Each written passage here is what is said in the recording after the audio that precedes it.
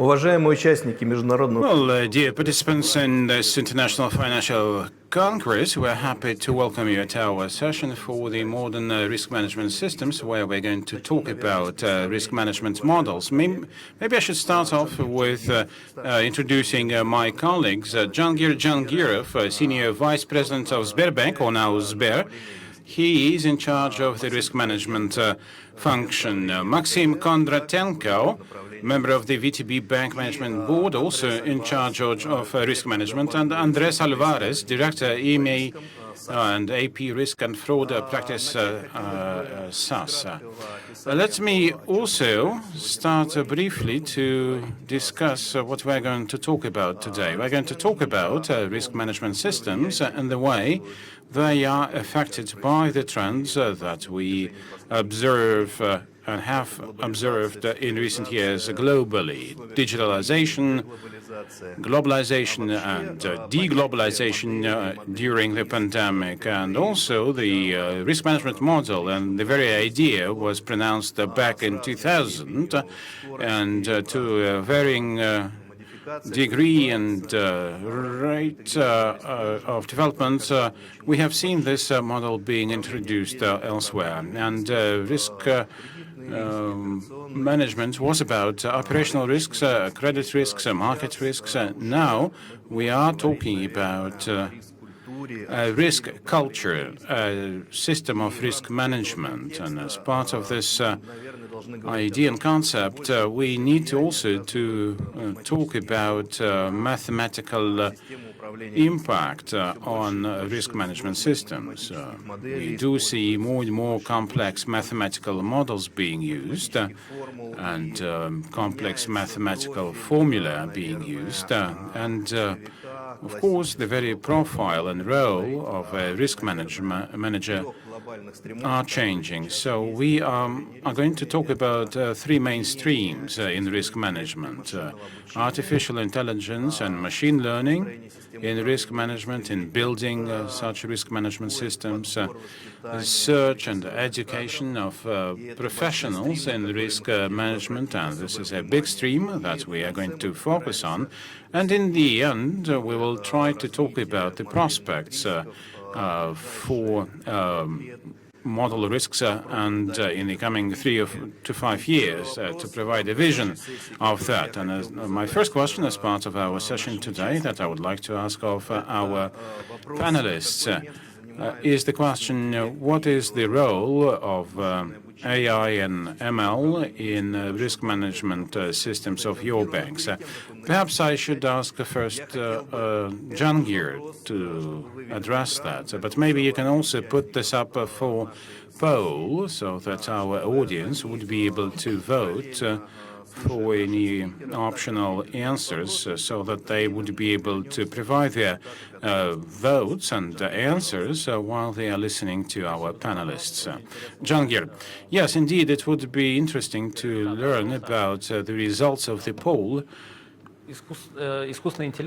Artificial intelligence and machine learning are used quite directly in banks and in Sberbank, in Sber. We have around 1,300 models being used in the bank today, and about 70% of those models are not classical models, some regression type models, but we are using trees, neural networks, and XGBoost models. But if you take risk management per se, then there, the share of such models is only about 50%. Why it is less than on average for the bank? The thing is that risk management practice really have more variety, and also we need to comply with the regulatory requirements that prescribe some models. But still, those new models are more than 50% now of the total number of models being used. But why do we have so many models and so many complex models?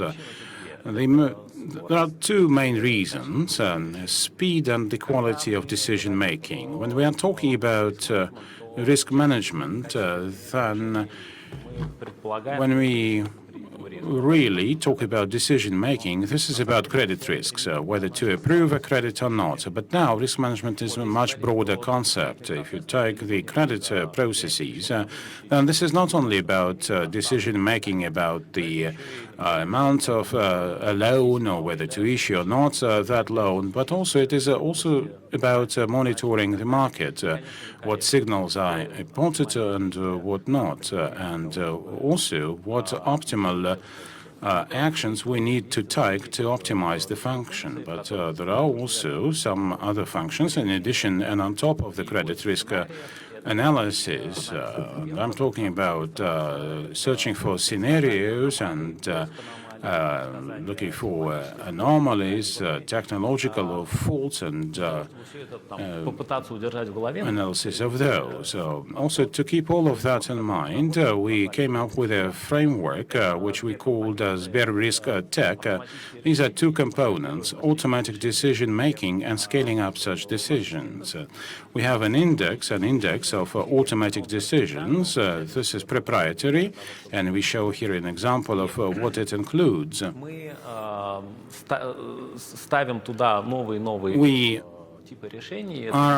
adding new decisions to that index, and we are trying, and that index is sometimes is downward, but then we want to really bring it up with our effort. So for our 3-year strategy, we picked up the solutions and decisions that are important, and we decided that this index should be above 90%.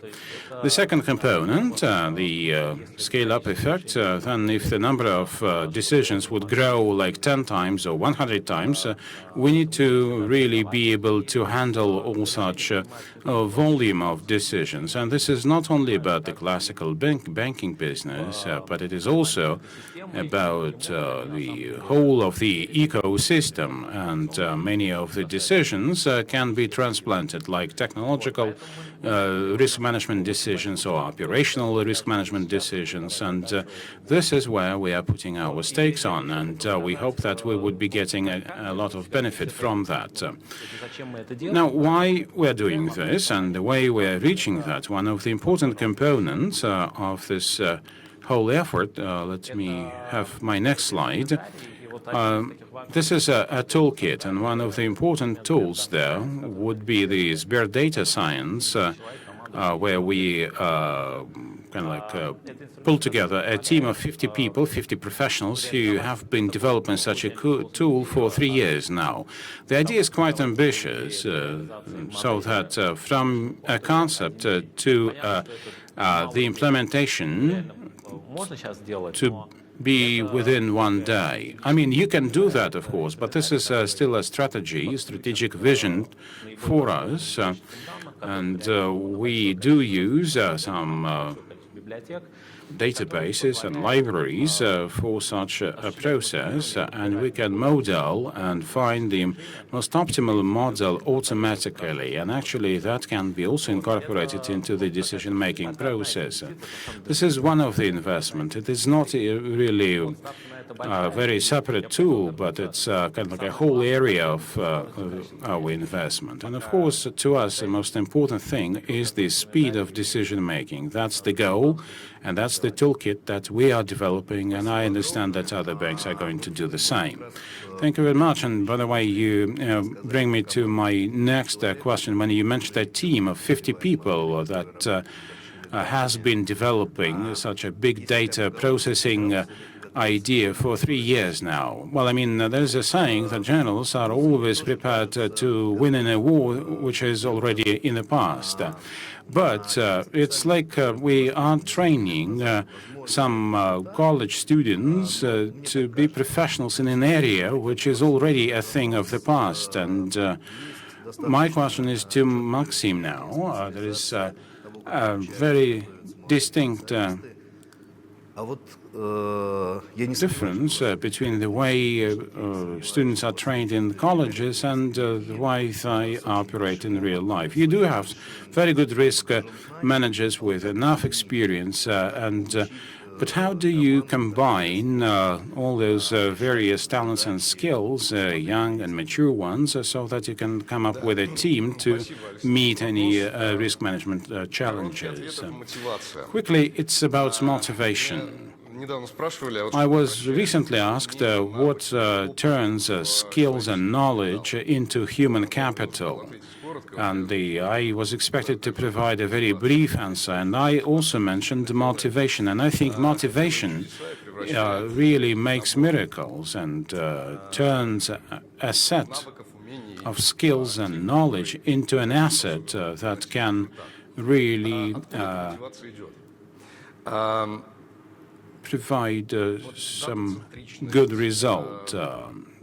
Data-centric effort, algos and computational capacity, various models, all of that in the last 10 years, well, I mean, you would think it is quite recent, but no, we have been living in this digital world or in that same digital environment for at least 10 years and living at very high speeds.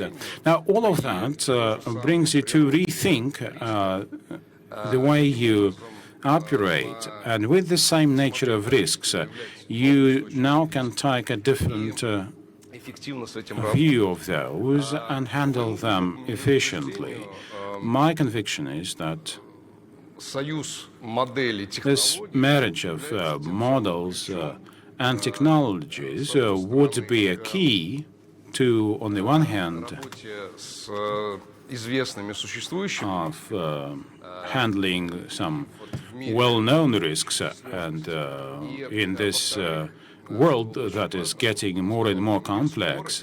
But on the other hand, it is also about the speed of decision-making, which requires you to develop new products and make analysis faster and faster. And indeed, the development of new solutions is a good motivation for you to work harder and faster. And the way we can achieve that, well, if you take VTB, my bank, a few years back, we launched an educational and career program, which is a risk management school, that's what we called it.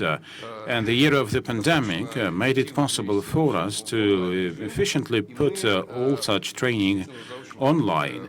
And within a very short period of time,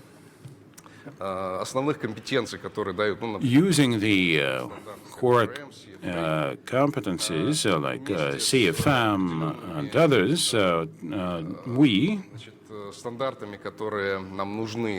using also the standards that are required in our banks to do the various development, software developments, like, of course, you need to know something about Python and other languages. And now we started off such a program with new participants. Usually these are the graduates, or rather the last year students in those colleges who would really take some training. And it's a big funnel, really, because we would enroll like maybe 300 students initially, but at the output end, we would have only like 10 to 15 trained professionals. And this is done for our use, and we have talked about that a lot to establish a culture. This is a risk management culture, but you need to also avoid any cognitive traps, and also it is about technological risks. The risk 2.0 would be the risk of technologies, and you need to avoid those traps and really provide a comprehensive answer. And the second area where we are very proactive would be development. Again, here you need to somehow match a risk manager and an IT professional.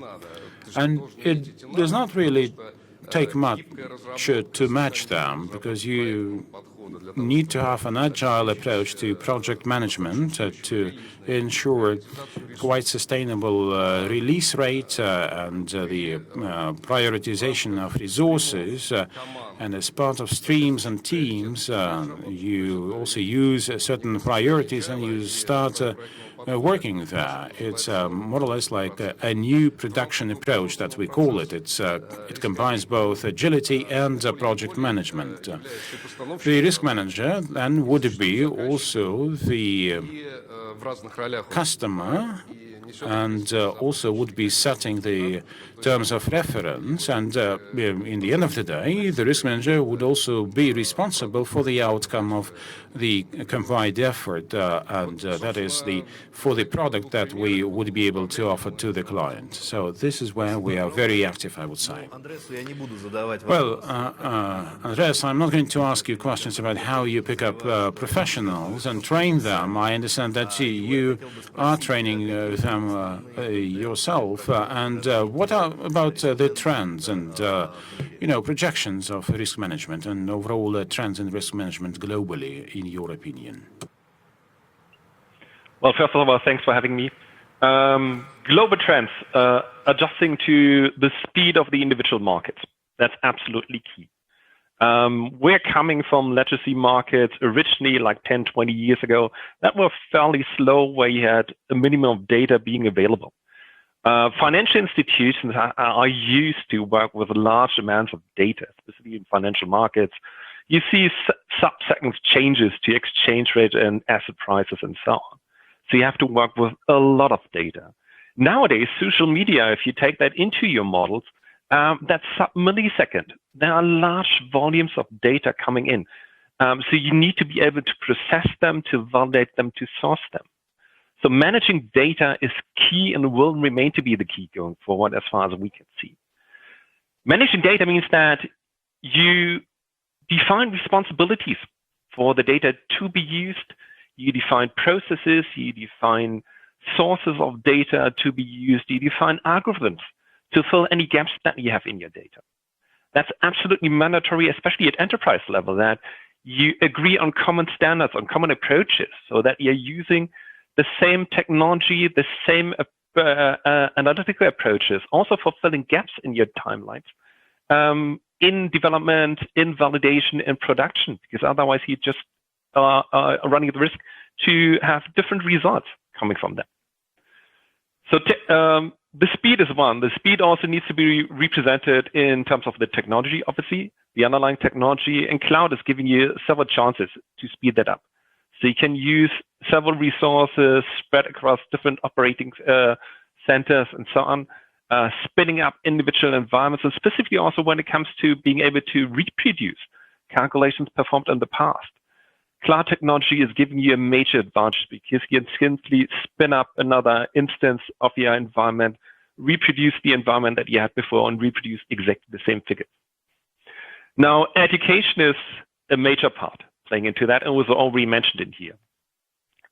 If you look at platforms like Eureka, and if you look at the curriculum for a data scientist, it's almost representing an IT genius. So people not only need to be familiar with mathematical and statistical approaches, but they also need to learn how to use different programming languages.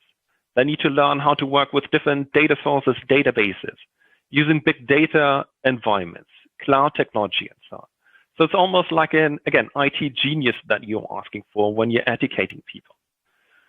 And then you obviously need to bring the business concept in, the business background, the domain experience and expertise.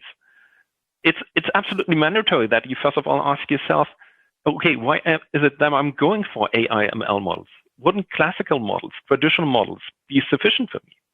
And it's normally the amount of data, the number of variables that we take into account when deciding to go for an AI ML approach.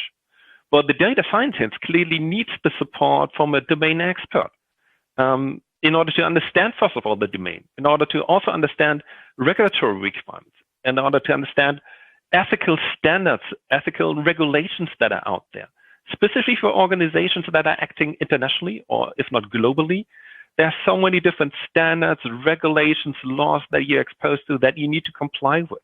And you all need to take that into account.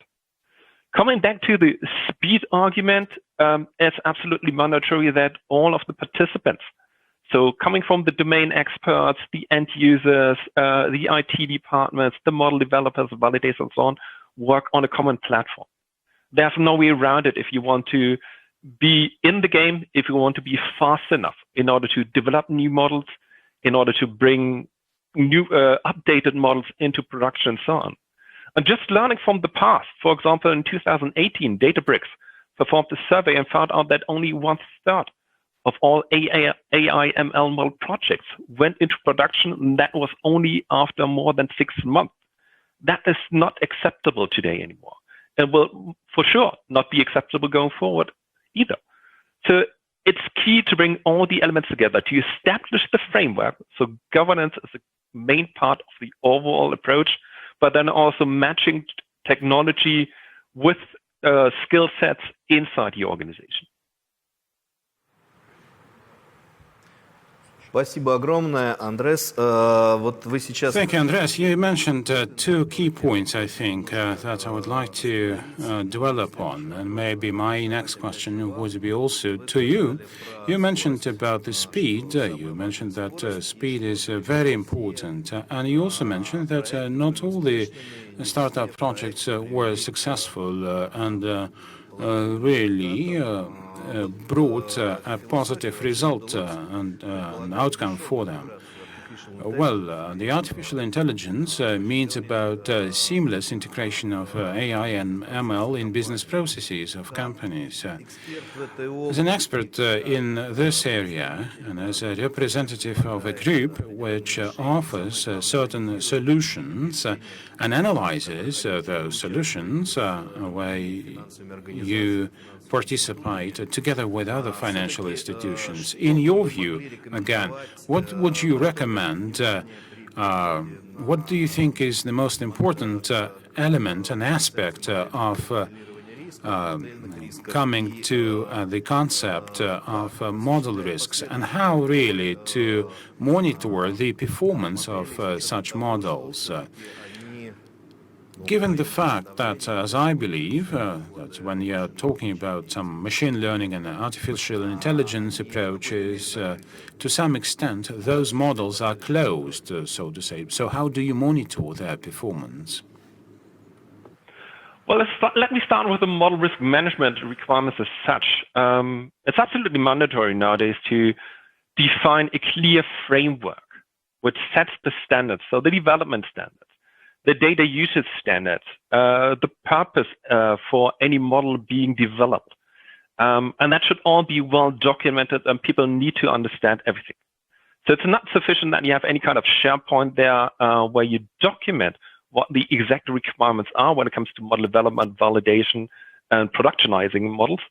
But people also need to understand it, buy into it, and hence, almost sign off on these policies that you define. Now, with regards to the technology, that's what should be a facilitator, an integrator, effectively. And that is why we are constantly recommending customers to go with a single platform that can incorporate multiple different approaches.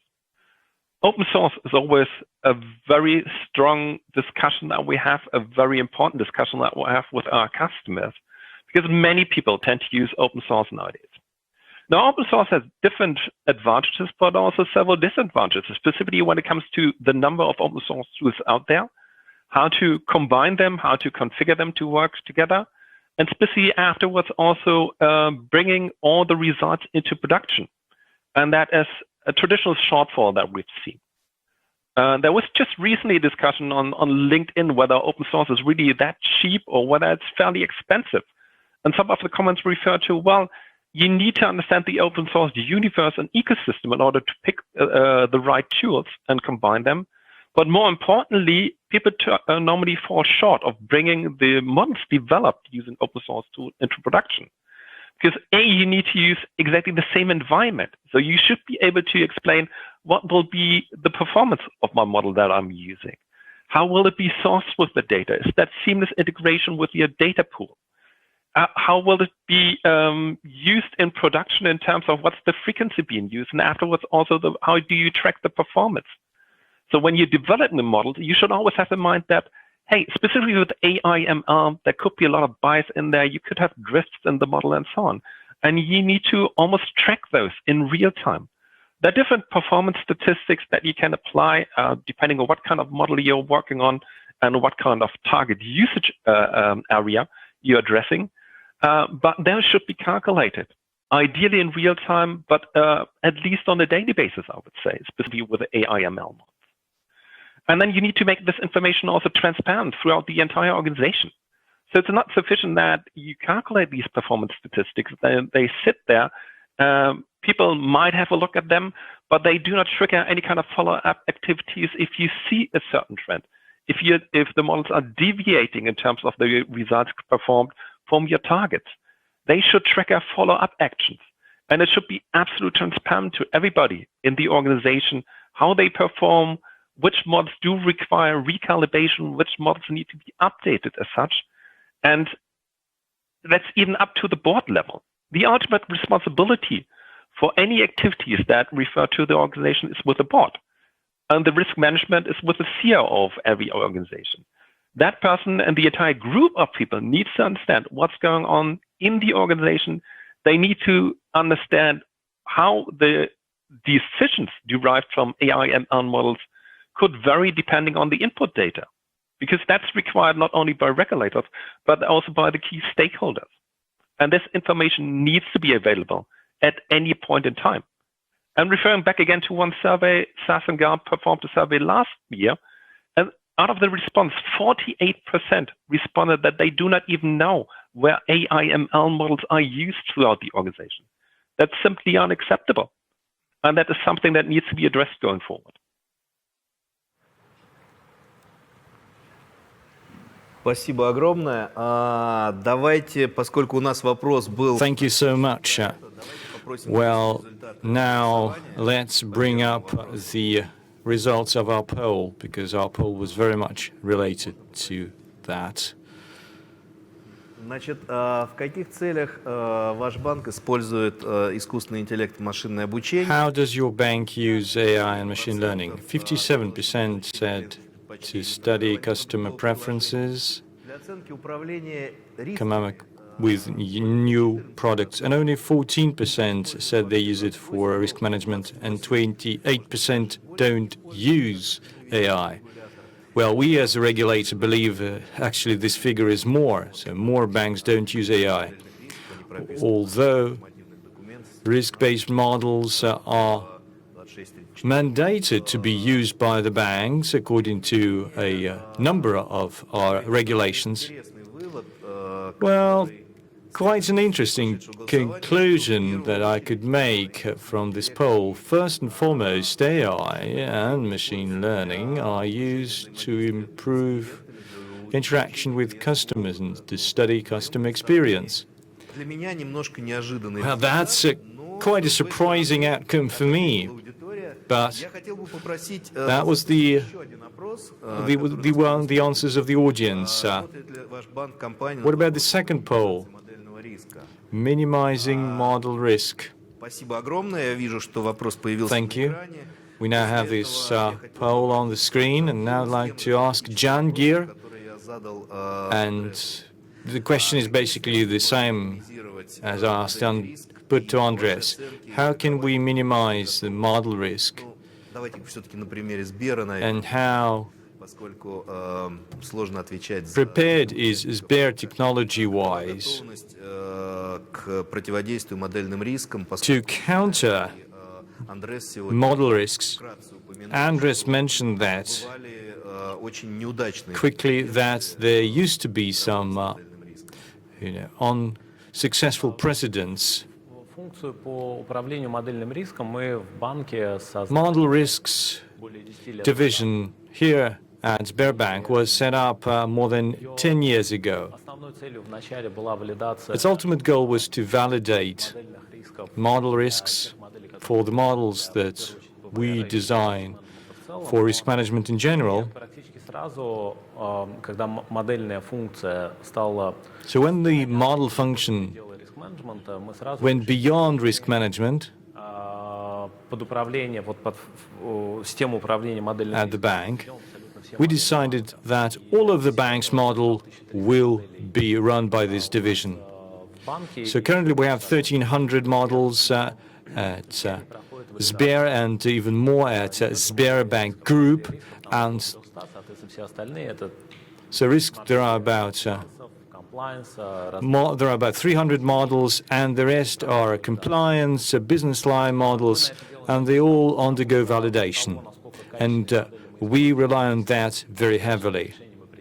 So if we have quality models, then we have quality products. If we see that this model gets degraded, is undermined, is compromised, doesn't show good performance, then we either don't implement this model at all, or we roll it back, scale it back, and put it out of operation. Validation of a model is a complex procedure. So you first look at the math behind the quality of the source data, execution. Definitely all want to create it once and forget about it. But we also try to introduce regular updates or monitor it on a regular basis. So this is why we've introduced a new procedure, auto-monitoring. We do it on a regular basis. It could be, the frequency could be between 1 day and 1 month. That's the frequency that we rely on to validate the quality of the models, of our industrial scale models. So the toolkit that we have is now integrated into the industrial systems where the model operates. And then we just, have a peek look at the quality of this model. We get the snapshots, and we might identify some cases when it gets degraded. It's because there are changes in consumer behavior, in macroeconomic parameters, or some source data could no longer be used, and we will definitely spot that. By implementing this approach, we rolled it out across all of our key models, and about 70% of our models are now in auto-monitoring mode. I fully agree with what Andres said. This data needs to be transparent. We don't do it for our own sake. We transmit it to, we communicate it to the board and to the board of directors, and we do it upon our own initiative. It's not a mandatory thing. The top management and the BOD need to be aware of the quality of our models, the models themselves, what is the share of the models that is in the red zone. We disclose this in full. And we really appreciated it when the COVID broke out last year in March and April. Two major parameters changed: macroeconomic expectations around the world and domestically. And it means that the prerequisites of many models are now under question. And second, the behavior of corporates and individuals changed due to well-known reasons: lockdown, decline in incomes, furloughs, and we conducted an extraordinary validation of 400 models over 2 weeks. Lightning speed. We took decisions to recalibrate them, and we decided we will put all of the models, except for the minor ones. The bulk, the lion's share of the models would be run in auto-monitoring mode, so that was a justified approach, and we keep using it across the board. Thank you. We're now getting questions from the audience, but before I give the voice to our audience, maybe I'll try to reply to some of them myself. I'd like to ask a question with a provocative twist. Mr. Jangirov said that Sber is a group. He didn't use the word bank. What about VTB? VTB positions itself as a bank, but it's also a group, and it also promotes its own ecosystems. So it's part of the debate that we currently have. Will AI and ML help you to comply with regulators' requirements? Well, what can I answer to a regulator? Definitely, 100%. Can I give any other answer to a regulator? No. Well, I think we need to talk about the marriage of regulation and risk management. Regulation and supervision, yes, supervision, becomes a permanent, ongoing process. You don't do it once a year, but for systemically important banks, you're under ongoing supervision, and the intensity of iterations is very high. So, as I said, intensity is up, volumes are up, there's more data involved.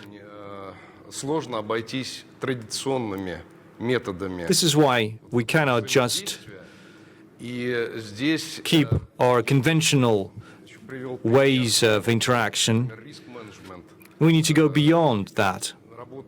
Here's an example of how risk management can work with the first echelon of defense with the business lines. And some of these tools, I believe, could be rolled out by the regulator as they deal with the banks, with the group.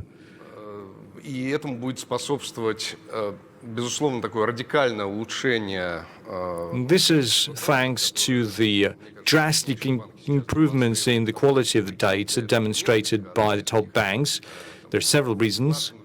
One of them, well, in case of Sber and in case of VTB, is the so-called PVR.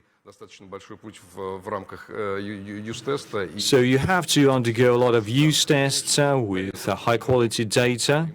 So that definitely gives you some advantages. So we would work with the regulator in the same vein as we work with our customers. We have done a lot of automation. We use complex algorithms to identify any outliers, any anomalies during monitoring. We monitor a lot of routine operations. We use huge arrays of data. We rely on news channels, any source of any data that you cannot put together manually and analyze it. And that gives you a huge leverage.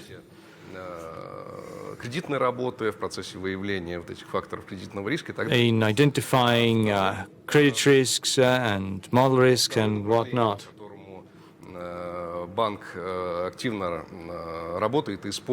And the second area in ML is we use algorithms which are not ML proper, but are still applicable. And here's the use case.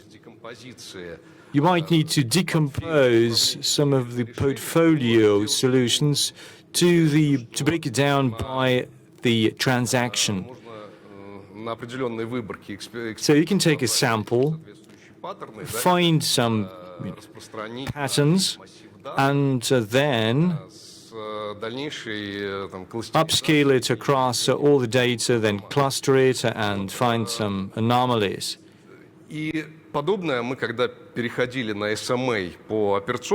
When we switch to SMA in operational risks, we had to reconcile data with accounting wires. такого рода механизмов, такого рода алгоритмов, оно And this is why Так вот, ML is indispensable here. кажется, что через какое-то время мы придем, наверное, к тому, что So over time, we'll reach a stage when monitoring reserves, monitoring reports, processing forms and questionnaires will be done by algorithms, by ML. общаться уже на экспертном уровне по аномалиям, Then we will try to do diagnostics, to identify anomalies, outliers. That's the essence of monitoring in a way. Дальше уже, если, так сказать, воспарить, And if you take it a step further, if you take a bird's eye view in the medium term, this портфельных use case of decomposing portfolio solutions тоже может быть вполне to a single transaction could be Потому что в конечном итоге вот мы rolled out across the board. данные скорости As we said, data and speed, these are the two ingredients of success. будут являться минимизация технологических You also need to minimize technology and model-based risks. минимизация технологических рисков дает, ну, опять же, в парадигме риск-доходность, да? In the first case, Она дает, по сути, уверенность it gives you confidence that you're secure from cyber risks, and if you minimize model risks, then you ensure the resilience of the logic behind the decision-making process. Thank you. Indeed, we as regulator keep track of what's happening. We would like to have a better, more intensive dialogue. On our side, we focus on these areas too. We've got some questions from the audience. I'll read them out. Will there be a pool of data that will be used to assess risk profiles? Some general pool of data? I'll reply to it straight away. Some ideas like this have been floated, but there are some restrictions in Russian law, particularly in banking law. But there are debates like this that take place from time to time. Could regional banks have access to such internal risk-based models, maybe for a fee? Well, I will ask a question to all the panelists later on that might include this particular question, access to these models for a fee. There are actually tough restrictions. Well, if you disagree with me, I'd be happy to give the floor to you. How do banks manage risks using AI, ML, etc., particularly in running the risk management process? Well, I think this question has been answered by our colleagues, and Andreas mentioned that, Jangir talked about that, and Maxim mentioned that too. Are there any assessments of how AI-based risk management can improve efficiency of risk management in general? Are you ready to comment on this? As you assess the performance of a model or a cascade of models, you can do it in several ways. Well, the conventional ways, you run a pilot on a sample, and then you benchmark the decisions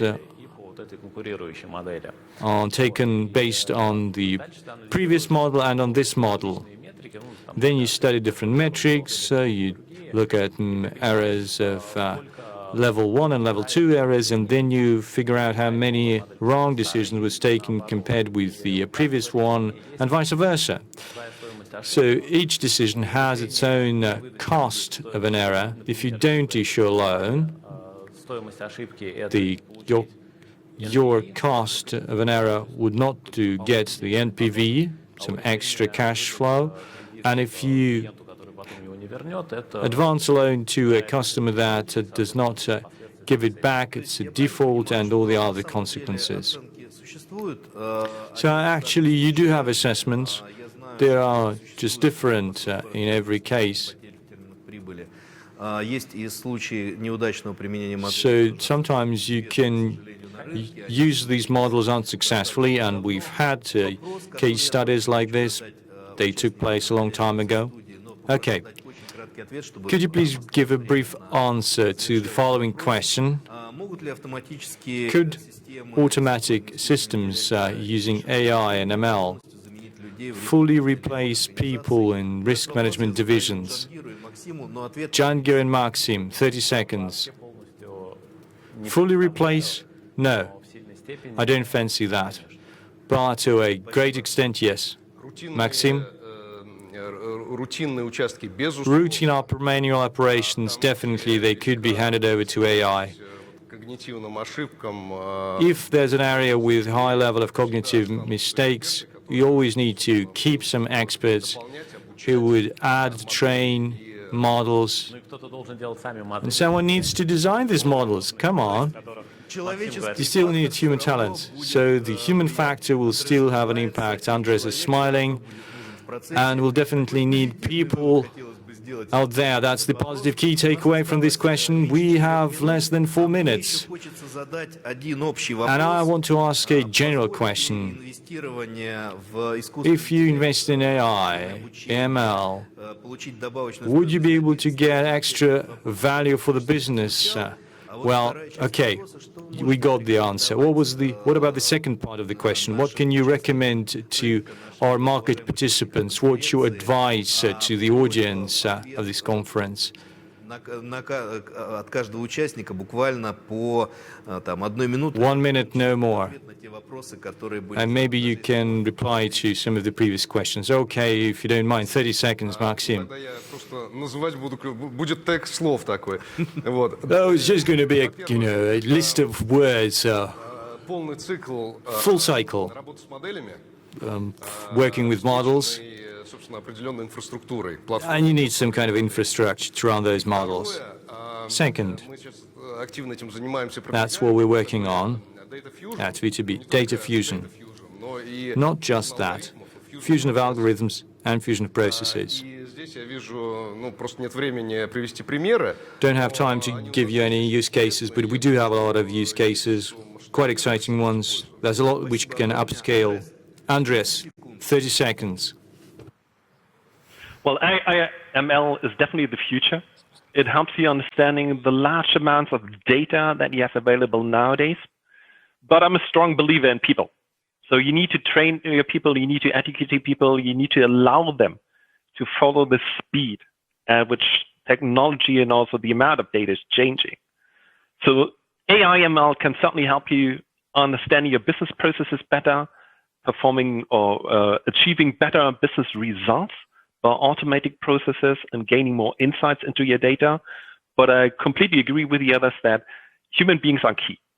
They need to have the oversight, they need to have the ultimate decision on outcomes. Спасибо огромное, Джангир. Thank you, Thank you. Jangir, can you add something? Well, Maxim and Andreas gave you a lot of different ideas. I'd like to follow up on what Andreas said. Definitely, we need to invest in people, not just in data scientists and model specialists. It could be an illusion. Someone might think that I will invite the best data scientists and magic would work. No, it doesn't really happen like this. We need to have both product owners and top managers who need to be aware of that. And Andreas said people at the top need to be aware of that. We need to invest into this competence across the board, not just in risks and data scientists, but at every level. Thank you. We just have 1 minute left. I'd like to ask to bring the results of the poll on the screen. Внедрены для разработки методик и процедур модельного риска 33%. 33%. Начинаем задумываться 44%. Just starting to think about it, 44%. It's not relevant, 22%. Ну, такое достаточно. Well. Quite an even distribution. Уже над этим вопросом работает. So some of you are working on it. The majority, or half, are just scratching their heads and starting to think about it, and some even think it's not really relevant. Well, I hope this discussion will provide food for thought, so that the managers would focus more on how they work with model risks. And bottom line, Хорошего дня. have a good day Ну и добро пожаловать в будущее. and welcome to the future. Thank you.